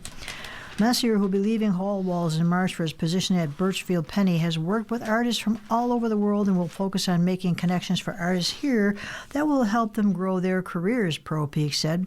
At Hall Walls, Messier shaped one of the region's most influential contemporary visual arts programs, earning recognition for its experimentation and deep engagement with artists of all stages of their careers, Propick said. Messier organized more than 200 exhibitions and projects spanning site-specific installations, group exhibitions, and public programs. He's worked with an expansive roster of artists both locally and globally, including Cindy Sherman, Robert Longo, Lalo Ali, Susie Lake, and Jay Carrier. As curators, we are ultimately storytellers, Messier said. We tell a story about artworks and art that lives, and the art lives that create them. I have long admired the Birchfield Penny Arts Center for its commitment to these stories and the artists of our region, he said. Massier's departure is actually a point of pride for Hall Walls, said Hall Walls Executive Director Parrish Gibbons. His career reflects what Hall Walls has always been committed to, investing deeply in artists and people over time. John is one of the many leaders shaped here, and his transition both celebrates that legacy and creates space for the next generation of curatorial voices at Hall Walls, Gibbons said. The two organizations share history. Birchfield Penny was established on the campus of Buffalo State University in 1966. Hall Walls was started in 1974 by students primarily from Buffalo State, Propick said. We partner with Hall Walls a great deal. We presented their 20th anniversary exhibition, their 40th anniversary exhibition, Propick said, and our paths have always run close. That closeness makes for an easy transition to Birchfield Penny, Messier said. For me, it's a comfortable transition because I've already been dealing directly with the art community, with the community of artists we have here. A lot of them I've exhibited. A lot of them I've written about their work. And so, in that sense, it's kind of a natural and comfortable transition for me, he said. And I look forward to continuing that kind of work. That should be good. We have time for another little piece on local news, and this one from Francesca Bond, the news writer who spends a lot of time in restaurants, I think. That's what she writes about. At 158 years old, Ulrich's Tavern is ready for a new stage in life. Italian restaurant Osteria 166 is moving from its fraught downtown Buffalo location, where the dwindling office worker population has hurt business, to the Fruit Belt next to the Buffalo Niagara Medical Campus. Osteria 166 will move into Ulrich's Tavern on Ellicott Street, a historic tavern about a mile away from Osteria's current location, and the restaurant concept will change with the move. Osteria 166 owners Nick Petillo and Edward Gerbecki said in a news release they will focus on convenient and casual lunch service and grab-and-go dinner at the new location. There is so much energy around the medical campus. We are excited to continue to be a part of downtown's evolution and to start an exciting new chapter based on the same vision and values that have been the foundation of Osteria from the day we opened, Petillo said. Osteria 166 will close at 166 Franklin Street in March after 13 years. Oh, that'll be an interesting transition. Indeed. You're listening to a reading of today's Buffalo News on your Niagara Frontier Radio reading service at 15 minutes past the hour. It's time to talk about sports. Yay. Jay Skursky reports that Frazier, that would be Les Frazier, chasing his third Super Bowl ring. It would be easy for Leslie Frazier to hold a grudge. The former Buffalo Bills defensive coordinator left the team under somewhat murky circumstances after the 2022 season. Right or wrong, Frazier ended up being a fall guy of sorts for a defense that routinely put up great numbers in the regular season but failed to get it done in the playoffs. Frazier served as the Bills' defensive coordinator under former head coach Sean McDermott for 6 seasons, the longest run by any coordinator over McDermott's 9-year tenure. In 3 of those final 4 seasons, from 2019 to 2022, the Bills finished in the top 2 in the NFL in fewest points allowed in the regular season. That wasn't enough for Frazier to stay with the team, however, as it was announced that he would take a sabbatical from coaching during the 2023 season. It was made clear at the time that Frazier planned to continue coaching, although there was no guarantee that would happen in Buffalo. It ended up being a permanent separation, as Frazier was hired before the 2024 season as assistant head coach by the Seahawks, working with a young coaching staff led by head coach Mike McDonald, who at the time of his hiring was 36 years old, making him the youngest head coach in the NFL. The Seahawks also have a first-time defensive coordinator, Aiden Dirty, who said Frazier has been an invaluable sounding board for him. No doubt, he's brought me knowledge, experience, calmness, understanding, Dirty said. A shoulder to lean on, a mentor, a friend. To me, he's an integral part of the defense. Well, the team, but defensively he's huge. I owe him a lot. Frazier, 66, had a 5-year playing career for the Chicago Bears, earning his first Super Bowl ring as a starting cornerback for the legendary 85 defense before going into coaching. His career has since spanned nearly 40 years, starting in 1988 as the head coach at Trinity College in Illinois. He was hired as a defensive coordinator of the Bills in 2017 as part of McDermott's first staff. It's fateful that Frazier is back in the Super Bowl to face the Patriots exactly 40 years after beating them as a member of the Bears during his playing career. To be back in the Super Bowl is such a special feeling, he told us Buffalo News this week during an interview at the San Jose Convention Center. It's something we were working and trying to get to in Buffalo, and it just never happened. But to be here now, I'm just so thankful for this opportunity and for this team. The coaches, just the relationships that have been built over the season, just very, very grateful, man. If Frazier had any lingering feelings of ill will over how his time in Buffalo ended, he wasn't about to air them publicly this week. Instead, he reflected on the challenge of making it to this stage and lamented what happened to McDermott, who was fired last month. I shot him a text, giving him some words of encouragement, letting him know that I believe everything is going to work out, Frazier said. He's an excellent football coach and a good friend as well, just pulling for him. This is a tough business. Frazier has experienced plenty of those valleys in his career. He went 3-13 in his first season as the Minnesota Vikings head coach in 2011, then engineered a 7-win improvement in his second season, leading the Vikings to the playoffs in 2012 with a 10-6 record. However, a 5-10-1 record in his third season ended up costing Frazier his job. And despite plenty of interviews, he has never again been a head coach.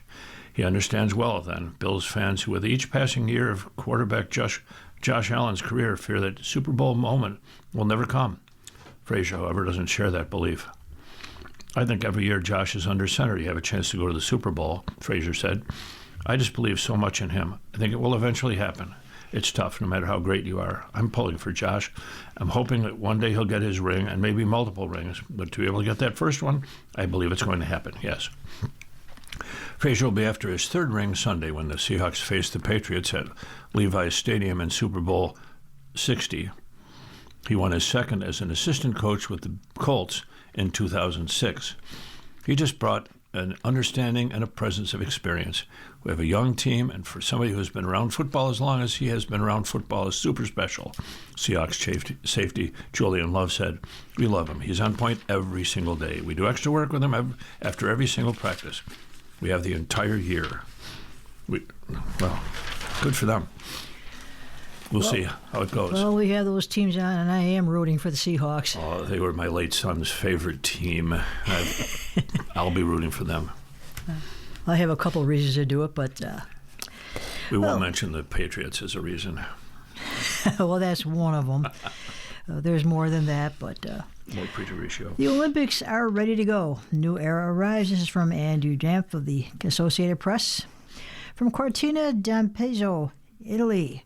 Will there be an Olympic spirit, or will it seem like a bunch of individual world championships? Will a complicated transport network connecting far-flung venues run smoothly? Will crowds fill the arenas, rinks, and stadiums despite sluggish advanced ticket sales? Will the controversial sliding venue and main hockey arena field finished following construction delays? Will the locals remain more interested in soccer than snow and ice sports? The answers to these and many other questions that shadow the preparation of the Milan Cortina Olympics are about to be answered when the 25th Winter Games kick off with the opening ceremony at the San Siro Soccer Stadium on Friday. It won't just be the athletes who are going to be tested. It's a new era for the entire Olympic movement, spread out over a vast swath of northern Italy. These Olympics are the first to truly embrace the International Olympics Committee's reform plan of using existing venues no matter how far apart they are. Skating sports, including the return of the NHL hockey players to the Olympics after more than a decade, will be held in Milan. Women's alpine skiing, sliding, and curling in Cortina d'Ampezzo, Nordic sports in Val di Fiemme, and men's alpine skiing and ski mountaineering in Bormio, and snowboarding and freestyle in Livigno, and biathlon in Anterselva. Boy, that's all over the map. All over the map. In all, this Olympic footprint covers an area of more than 22,000 square kilometers, or nearly 10,000 square miles. Boy, the logistics of transporting that. That's the size of a state of Massachusetts. I do believe we took the right decision in having more dispersed games, said the IOC president, Kirsty Coventry said, but it has, and I think we all can say very openly and honestly, has added additional complexities. I'll say you're transporting all those people through snow and ice. Complexities that Olympic organizers are going to have to get used to because this is the first of several Winter Games arranged with the same model.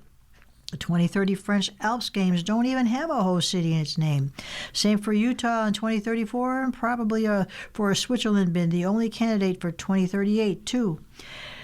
It's a much greater conversation, Coventry said, of assessing pros and cons of the new model. I think initially we all thought, oh, well, we'll just have had to be a little more dispersed because it's more sustainable. Adapting to the new models extends beyond the competition. The opening ceremony also will include being spread over multiple locations with athletes' parades held simultaneously in Milan, Cortina, Livigno, and Val di Fiemme.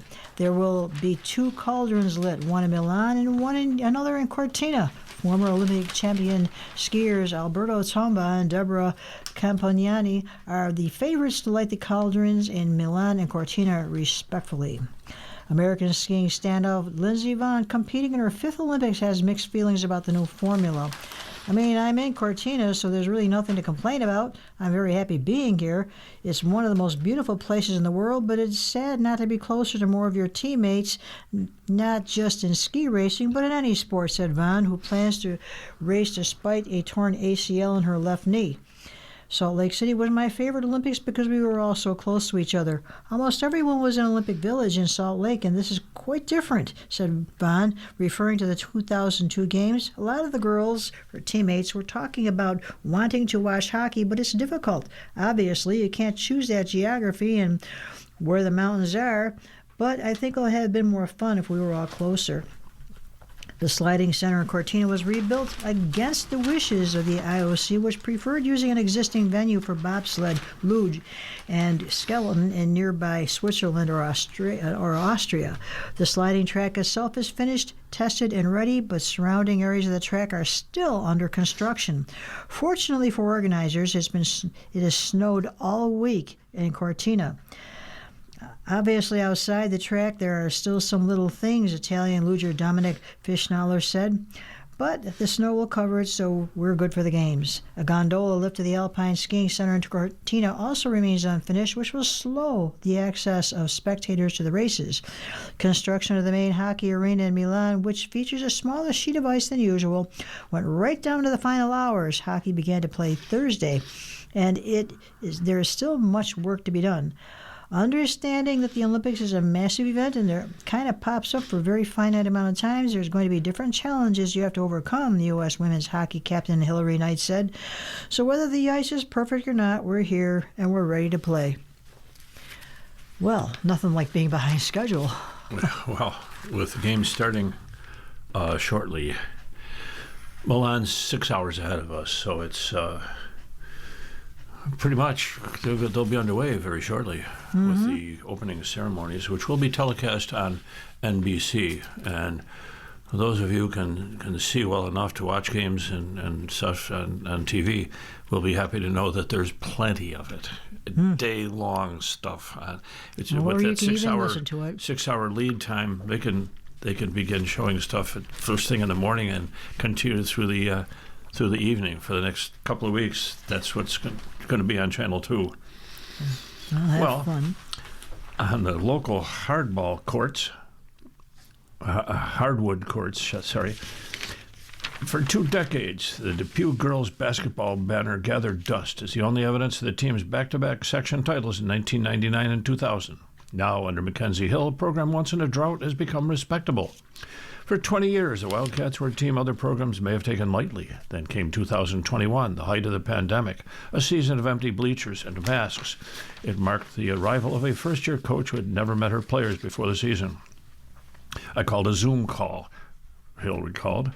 I just asked the girls to buy in. It was a weird year. I told them, let's make the most of it. They didn't just make history, they rewrote the program's trajectory. Since that first meeting, Depew has won 3 section titles in 5 years, tied for 4th most this decade among all Section 6 programs. Hill has turned a 21-year famine into a feast in the 2020s, and with the team currently at 15-3, 12-0 in Class A, the Wildcats may make space for more as another title seems to be on the horizon. With Kaylee Kristoff and Mia Vanelli gone after being leaders on the 2021 and 23 title teams, last year's championship was led by Olivia Lizotte, now a senior. Lizotte has been a fixture since 8th grade and has evolved each season into a player Hill describes as a mini-coach. She's averaging 17.5 points, 8.1 rebounds, and 5.5 assists per game. I've had her since she was 13, playing against 18-year-olds, Hill said. She's always acted older. She's a gamer. The girl loves basketball, and she's made for the big moments. For Lizotte, the transition from third option behind Kristoff and Vanelli to the team leader has been seamless. It was a succession plan built on trust. Me and Kaylee and Mia and Hill, they all set me up the correct way, Lizotte said. I have to take control now. Excuse me. Bless you. Keeping everybody in check on and off the court. The basketball season is the best time of my life.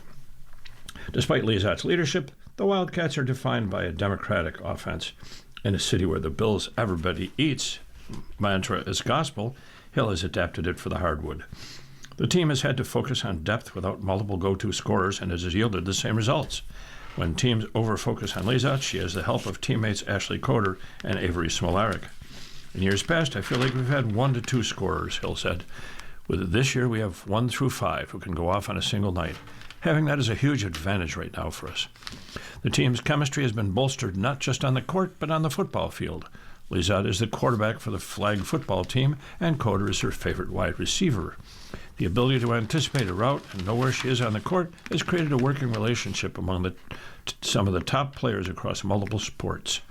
As the postseason looms, there's a sense of urgency to win back-to-back titles like the teams of the late 90s and early 2000s. For the seniors, it's their final chapter to a story beginning early in Hill's career. It's getting bittersweet, Hill admitted, knowing our time is coming to an end. My little birdies will be leaving my nest. The nest is in much better shape than Hill found it. Past success has company in the present, and the drought is a distant memory. The focus is now bigger. Our goal is to win the sectional title and to keep going further than that, Lizotte said. Maybe states, I want to get as far as I can for my last year. We'll wish them luck. And an Olympic story here, defining greatness, from Pat Graham of the Associated Press. Over her storied career, Mikaela Shiffrin has overcome obstacles and injuries, dealt with doubts and demons, including a case of post-crash PTSD, and landed in a good place as he heads into Milan Cortina Winter Games. It's not easy to sum up in a few words, but those close to the all-time winningest alpine ski racer were asked by the Associated Press to explain what makes Shiffrin, in a simple word or two. The first came from Shiffrin herself, and they reflect on her sense of humor in keeping the memories of the 2022 Beijing Games, where she went 0 for 6 in her pursuit of medals at bay. I'm not going to lie, the Olympics have been wonderful to me. The two-time Olympic gold medalist cracked, and they've been like a mosquito as well. If you were to read a book on how you should ski, she executes it nearly flawlessly. The two-time Olympic gold medalist Ted Ligety said, Mikaela executes on all the most technical basis like a textbook. For example, she's a rhythmic racer, almost hearing the melodic beat of a song as she weaves through the gates along a slalom course. That almost effortless form helped the 30-year-old American lock up the slalom title on January 25th, becoming the first skier in the 6-decade history of the World Cup with 9 season globes in one discipline. And kind. The reason I would say that word is that I just truly think Mikaela is the kindest person, and I think it's the one word that describes her best, her mama Eileen said. For example, she's always signing autographs. She frequently gives those prize-winning flowers and trophies to servicemen, sponsors, coaches, and even front desk workers at hotels. And persistence. Success takes persistence, said Karen Harjo, who was Shiffrin's head coach. It is a willingness to keep going even when you don't feel like it, when you want to bail on the one thing you are supposed to do, when you think you've got it all figured out, when you win it all, or when it feels like the whole world is crashing down around you. For example, Shiffrin suffered a severe puncture wound in November 2024 when she fell in a giant slalom race in Vermont. Whatever pierced her, and there are several theories, just missed her abdominal wall and colon. It caused a psychological turmoil too. PTSD in a giant slalom, which she's working through to return to the top of her game in the discipline. And perfect position. She can make the shortest turn around a gate and has a physical strength to keep the perfect position in nearly every situation, explained retired racer Marlies Reichschild, a 4-time Olympic medalist. She's always pushing to the finish line. For example, Shiffrin grew up idolizing Reich along with the American great Bode Miller. It's a technique honed in with Shiffrin's parents too. Her dad was there for her 2 Olympic gold medals with his familiar bushy mustache, proud smile, and ever-present camera strap slung around his neck. Superlative. She's superlative. Anyone who tries to make an argument she's not the best there is, ever has been, has some uphill sledding to do, Miller said. Everyone says the records are rented, not owned, but she may own that thing. She's impressive. Captain. She's an incredible leader, but she's never afraid to jump the bilge and get water out of the hull. Teammate Breezy Johnson said, and she's the best of us, but she's also one of us. Dedication, whatever she does it in the highest possible level and still aims for more, said Jean Hayarala, who is another coach for Team Shiffrin. Methodical, Mikaela is driven, creative, thoughtful, and precise, said her longtime physical therapist, Reagan DeWurst. She values excellency and efficiency, and she always approaches challenges with curiosity and intention. Consistency, she's always focused and always motivated and always in training, her fiancé, Norwegian racer Alexander Kilde said. She's very committed and she keeps doing it with consistency, and that's why she keeps winning. And finally, her role model. The ultimate role model on and off the snow, U.S. Ski and Snowboard President and CEO Sophie Goldschmidt said. For example, to think Schifrin has many reindeer, is 9, as Santa. Every year, the winner of the slalom race in Levi, Finland, receives a reindeer. She has a stable full of them with names such as Rudolph, Sven, Mr. Gru, Ingemar, after Stenmark, Sonny, Lorax, a tribute to her father, Grogu, Rory, and Winky, a nod to Mom's stepchild nickname. charming article. That's cute. Yeah. Well, you're listening to a reading of today's Buffalo News on your Niagara Frontier Radio reading service. It's 34 minutes past the hour. A little behind schedule, but that's okay. We had to read that story. We'll figure it out. Absolutely. But it is time for some advice, so we'll turn to Eric. Dear Eric, my mother is in her last months of life. She has been cared for in her home for the last 3 years by increasingly expensive home care health workers.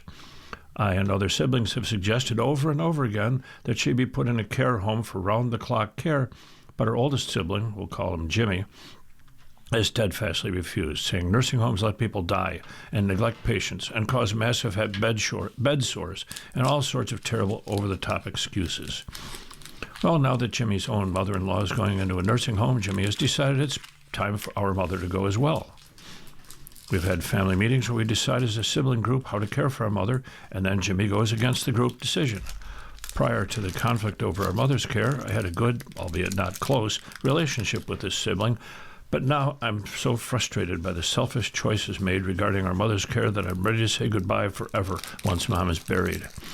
Should I let years of bullying in regard to caring for our mother be the cause to cut off contact with Jimmy? Signed, Frustrated Little Sister.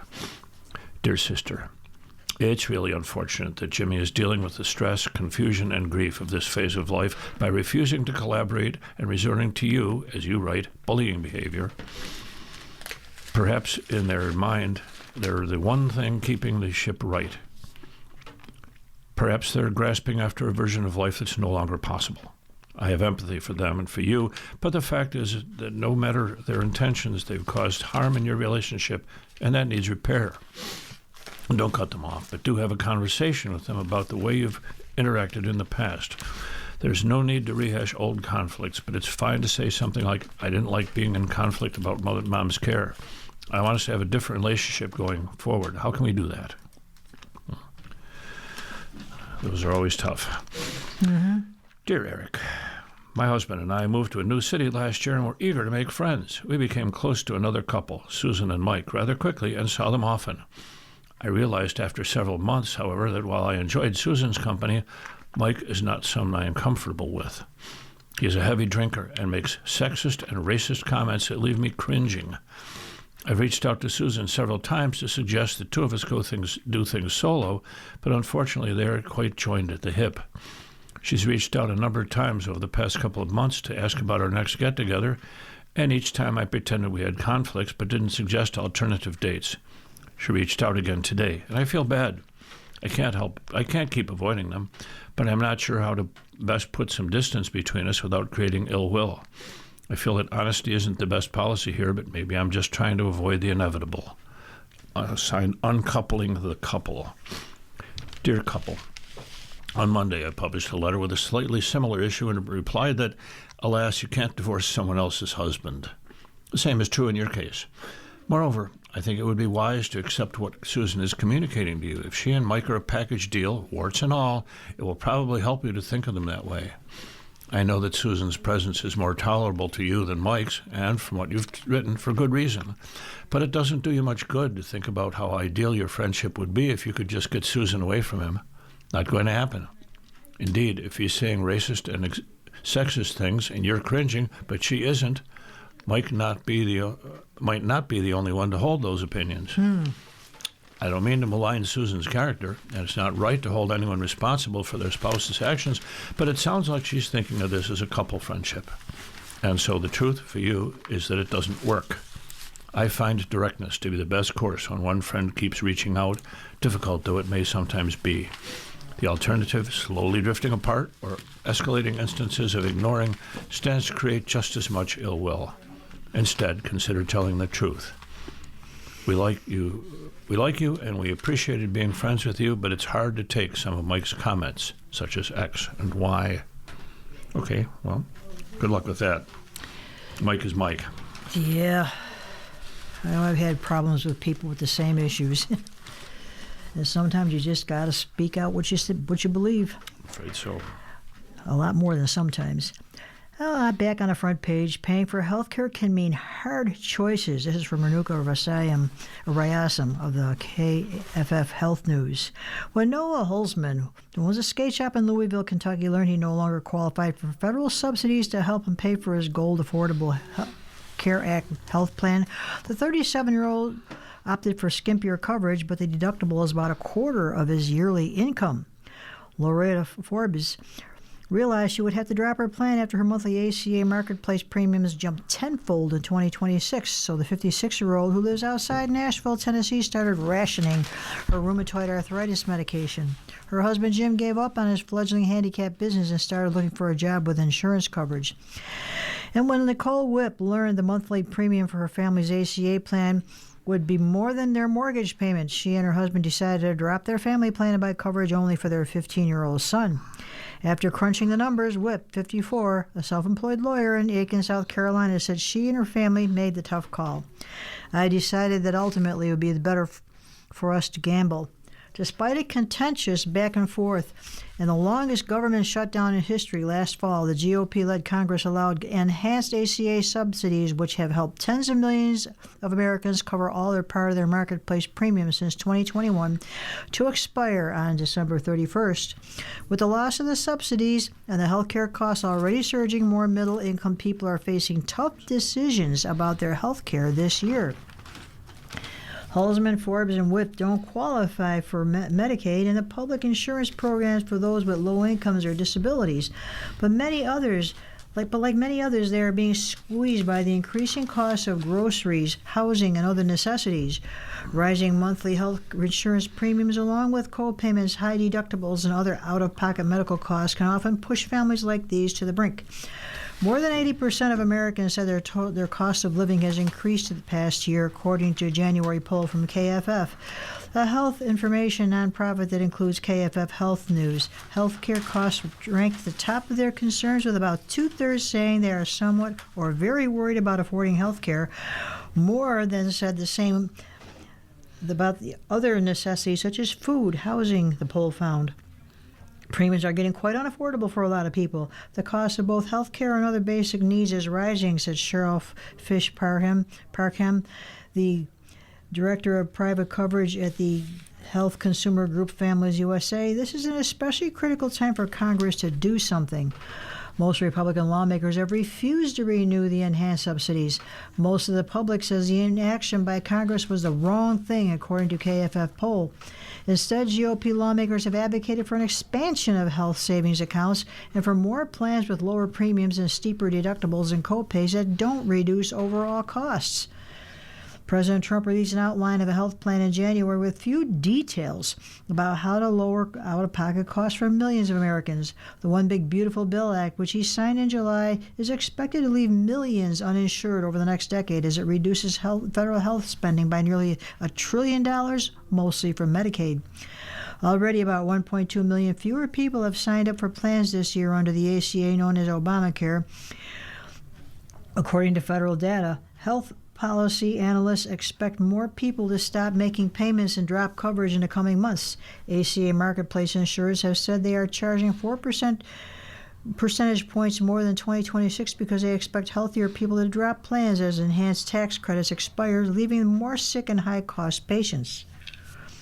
Rising costs and lack of congressional action are forcing many to make untenable choices, said Joan Elker, executive director and co-founder of the Center for Children and Families at Georgetown University.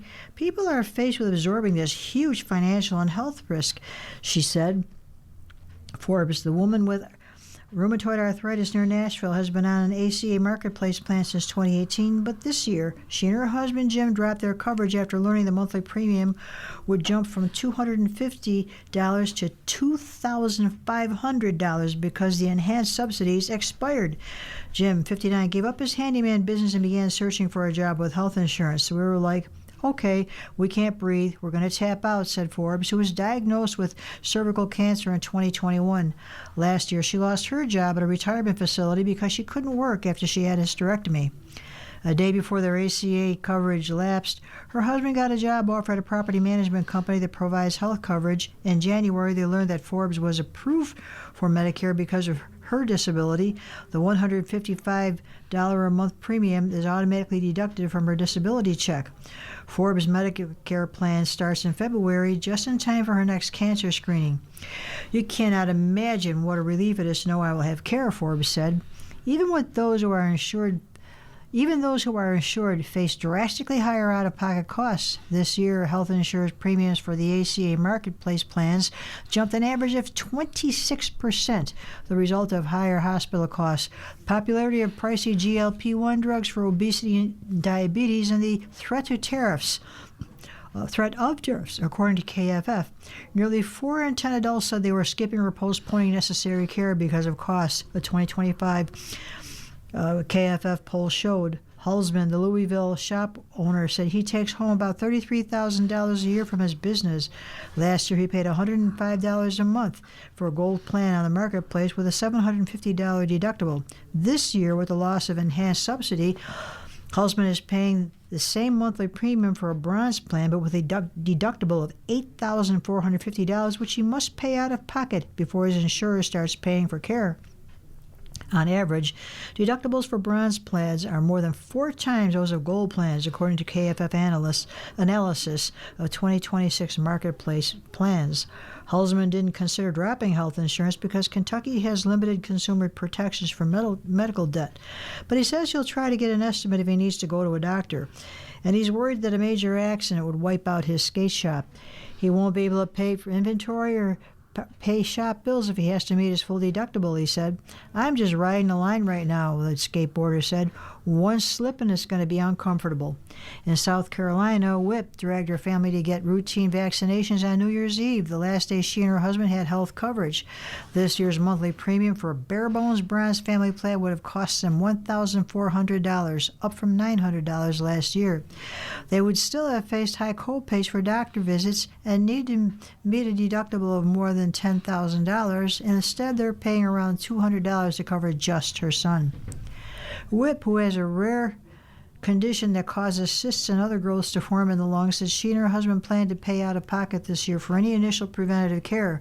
Their second source of money for larger medical expenses is an old health savings account, but she said that account doesn't have enough to cover a major accident or illness, and Whip can't add to the account while she's uninsured.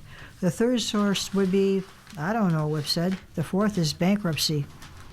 So that's sad. Mm-hmm. It is. It's tough for a lot of people. Well, the reference in that article to the big, beautiful bill is an interesting contrast to the piece on page 2 here, the front section. Mary Claire Jelonic and Lisa Mascaro of the Associated Press say that Homeland Security shutdown appears likely amid squabbling. And the picture they have is of Hakeem Jeffries, the House Minority Leader, standing at the podium next to a sign that says, "The one big ugly bill gave $75 billion to ICE." Senate Majority Leader John Thune said yesterday demands made by Democrats for new restrictions on federal immigration officers are unrealistic, and warned that the Department of Homeland Security will shut down next week if they do not work with Republicans or the White House. Democrats say they will not vote for a DHS spending bill when funding runs out unless there are changes at U.S. Immigration and Customs Enforcement and other federal law enforcement agencies in the wake of the fatal shootings of 2 protesters in Minneapolis last month. The Democratic leaders, Senator Chuck Schumer and Representative Hakeem Jeffries, released an expanded list of 10 detailed proposals Wednesday night for restraining President Trump's aggressive campaign of immigration enforcement. Among the demands are a requirement for judicial warrants, better identification of DHS officers, new use of force standards, and a stop to racial profiling. Thune, a Republican from South Dakota, said most of the demands are very unrealistic and unserious, and he called on Democrats to negotiate. This is not a blank check situation where Republicans just do agree to a list of Democrat demands, he said. The only way to get reforms to ICE is to agree to a bill. Schumer, the Democrat from New York, said he is astounded to hear Republicans say his party's proposals were political or unworkable. It's about people's basic rights. It's about people's safety, Schumer said. If Republicans do not like the idea, he said they need to explain why. As the two parties traded blame, a DHS shutdown appeared increasingly likely starting February 14th. That's a week from tomorrow. As of now, Thune said, we aren't anywhere close to having any sort of an agreement. In addition to ICE and U.S. Customs and Border Protection, the Homeland Security bill includes funding for the Federal Emergency Management Agency and the Transportation Security Administration. If DHS shuts down, Thune said, there's a very good chance we could see more travel problems similar to the 43-day government closure last year. Schumer and Jeffries, the Democrat from New York, have made several demands, including masks for officers, judicial warrants, and better federal coordination with local authorities. The list they released Wednesday added several new items, including a stricter use of force policy, legal safeguards at detention centers, and a prohibition on tracking protesters with body-worn cameras. Democrats say Congress should end indiscriminate arrests, improve warrant procedures and standards, ensure the law is clear that officers cannot enter private property without a judicial warrant, and require that before a person can be detained, it's verified that the person is not a U.S. citizen. They also want an end to racial profiling, saying DHS officers should be prohibited from stopping, questioning, or searching people based on an individual's presence at certain locations, their job, their spoken language, their accent, or their race and ethnicity. For officers conducting immigration enforcement, Democrats say that in addition to officers taking off their masks and showing identification, DHS should regulate and standardize uniforms and equipment to bring them in line with other law enforcement agencies. Schumer called it a gut check moment for Congress, as the immigration enforcement operations have rocked Minneapolis and other U.S. cities. But Republicans were dismissive. Wyoming's John Barrasso, the number 2 Republican senator, said the demands are radical and extreme and a far-left wish list. Senator Katie Britt, who was helping lead negotiations, said it is a ridiculous Christmas list of demands. This is not negotiating in good faith, and it's not what the American people want, said Britt, a Republican from Alaska. They continue to play, that's a Republican from Alabama. If only they would use the post office abbreviations instead of Pick one, whatever. You can't tell the difference between Alaska and Alabama when they give you 3 letters. Oh well. They continue to play politics to their radical base at the expense of the safety of Americans. Congress is trying to renegotiate the DHS spending bill after Trump last week agreed to a Democratic request that it be separated from a larger spending measure and extended at current levels for 2 weeks while the parties negotiate. But with nearly a week gone, a shutdown is becoming increasingly likely. Thune has encouraged Democrats in the White House to talk. It is unclear whether they are or whether Democrats would be willing to back down on any of their demands. Some Republicans have demands of their own, including adding legislation that would require proof of citizenship before Americans register to vote, and restrictions on cities that they say do not do enough to crack down on illegal immigration. Senator Chris Murphy, the Democrat from Connecticut, said it is up to Republicans to ensure the government does not shut down because they are in charge. The American people want this abuse to stop, Murphy said. Other lawmakers are searching for options to prevent another partial shutdown. One idea being floated is to essentially fund some of the other agencies within DHS, Coast Guard, airport operations under TSA, and disaster assistance from FEMA. Why not take that off the table, said Republican Senator Tom Tillis of North Carolina, whose state is in need of FEMA funds from recent disasters. If it doesn't look like they can get it done, he said, about the immigration enforcement overhaul, I think they really should look at a la carte funding of agencies. That would essentially cutting ICE loose by allowing it to go without its routine federal funding because the agency already has such a robust budget from Trump's tax and spending cut bill from last year. ICE is expected to receive about $10 billion in the annual appropriations bill, a fraction of the $175 billion plus for Homeland Security for the administration's mass deportation agenda. And yet you can't afford health care. I look at the demands: better identification of DHS officers, requirement for judicial warrants, new use of force standards, and a stop to racial profiling. I don't know. I guess I must be a radical leftist because I don't see anything wrong with those demands. I don't either. Well, more of the same. Trump mocks Dems at National Prayer Breakfast. I wish we had time to read that. Well, I'm sorry, we just don't. We're coming to the end of our reading time. I didn't even look up to see. We never even agreed on a comic to read today. We didn't even agree on a comic, and there's a couple of really, really good ones. Hard to pick one. Sally Forth has a good one. The two women and the two men are coming to a cabin. And Jackie and Sal run to each other and they wrap their arms around each other yelling, "Jackie, Sal!" And their husbands say, "So, how was your drive up?" And the other one says, "I already opened beers for us, Ted. We don't have to talk as well." I always like high and lows. Can you take this hammer back to Mr. Nichols? Yes. And Chip says, "I'd be glad to. I don't mind tasks that might include a cute daughter." And, of course, Family Circus. Oh, that one's great. Mom's handing Billy his lunch bag. "But if I eat my sandwich first, I might not have room for the cupcake." And Blondie's good. Dagwood's running off his chair and he yells, "I'll be back right after the opening ceremonies." And Blondie says, "Huh? I thought the Olympics didn't start till later tonight."